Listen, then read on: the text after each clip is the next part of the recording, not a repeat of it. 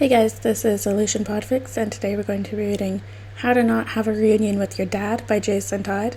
This is a one-shot by Devil666132020. Summary is, Bruce finds Jason is alive and didn't tell him he was alive for 3 years. He is not amused. Chili dogs. Some loved them, others hated them, and others didn't know they existed. But Jason?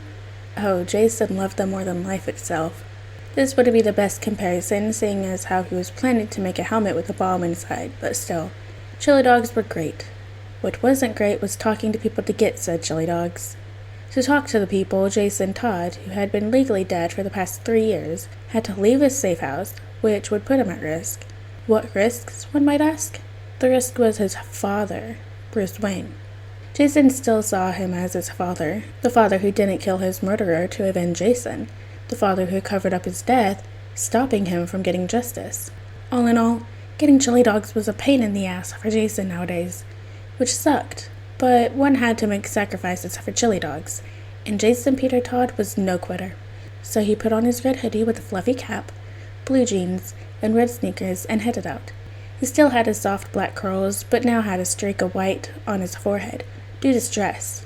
Talia must be lying, as he had overheard Roz say that Jason had just gone gray early, which, if it was true, Jason should be getting back in his grave, because what the fuck? He shook his head. No, don't think about it. Chili dogs. He had to get those damn delicious chili dogs.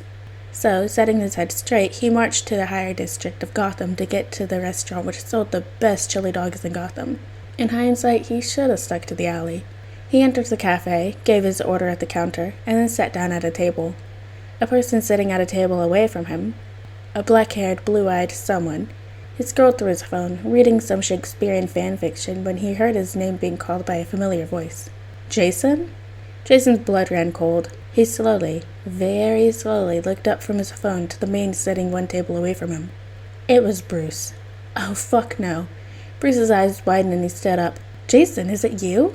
He asked, sounding frantic. Jason had two options: lie and fail miserably, or run. He chose the second one. Shooting up from his seat, he bolted out of the cafe, ignoring Bruce's yells for him to wait. He didn't look back, but he knew Bruce was chasing him. Leave me alone, asshole! Jason yelled. Jason, stop! Bruce yelled back. Like hell he would. He ran faster, forgetting he needed to breathe, rushing past crowded streets and diving into random alleys to lose Bruce. But he was still hot on his trail. God damn it. As when Jason was about to jump onto a fire escape, he was tackled onto the ground from behind. What the fuck is wrong with you? Jason screamed in rage. Bruce? Well, he couldn't believe his eyes. It was Jason. The same face, but more adult. The curls, although some were white, and the rage behind those green eyes. Jason had blue eyes. It wasn't hard to piece together what happened. Bruce turned Jason around, sitting on his stomach. All air was squeezed out of Jason. He was about to ask Bruce what he thought he was doing, but his voice died when he saw the look in Bruce's eyes. The look that he received when he let out a stream of disgusting swear words, snuck out at night to go to the library, snuck away to help Eddie, Donna. The look meant he was screwed. How long were you alive? Bruce's voice and tone broke no argument. You can't just... Jason tried to say, how long? Bruce demanded. 3 years, Jason muttered. 3 years. You were alive for 3 fucking years. Bruce was visibly seething. Jason, however, was cursing his taste buds and stomach for wanting chili dogs this damn day. His thoughts were interrupted when Bruce grabbed him by the throat as he got off of him and hefted him up. You have no idea how much trouble you are in, Bruce said darkly. Jason tried to get his hand off, but Bruce's grip was unwavering on his throat. Don't you dare, Bruce growled. Then he shifted his grip to Jason's ear instead and pulled him forward. A few rooftops ago, Talia al Ghul rubbed her temples and sighed at the sight of her ex-lover dragging her child away. She knew she should have kept him with her. Bruce, please, you've dragged me by my ear through the entire city. You cannot ban me from reading. Do not tell me what I can and can't do, young man. Bruce snapped as he pulled Jason onto the threshold of the manor.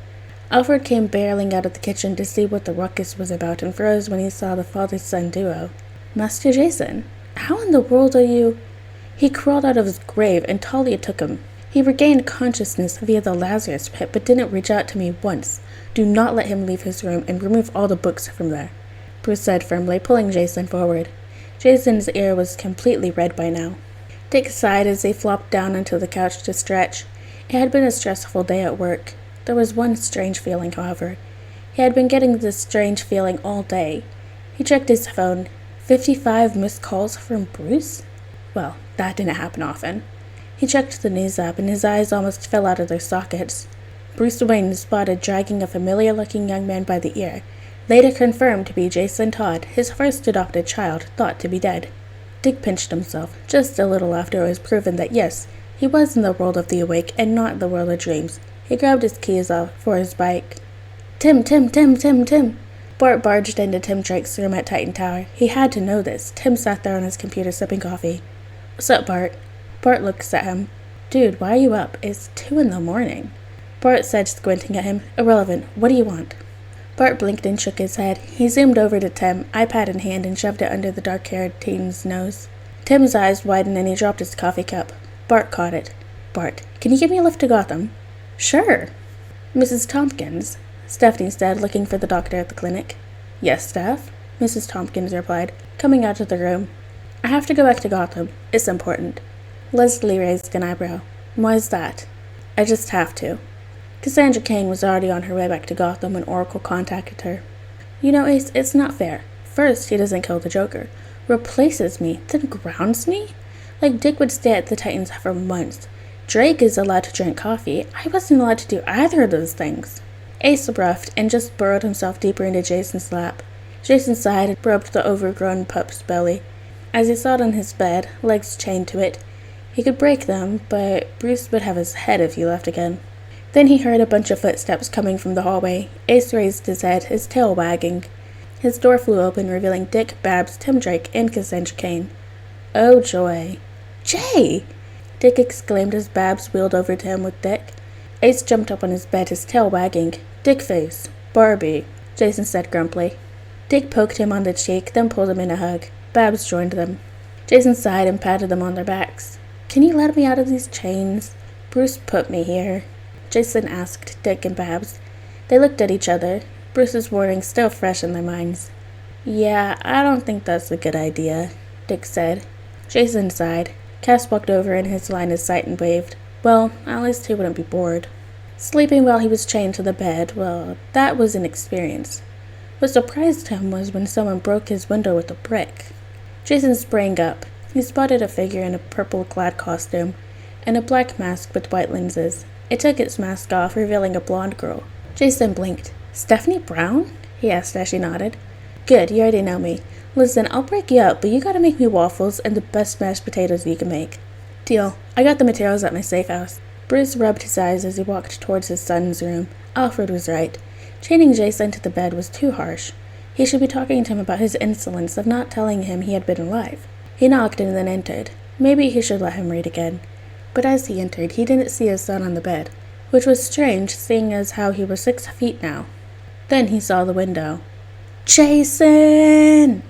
I feel like I'm in danger," Jason said as he took a bite of his waffle.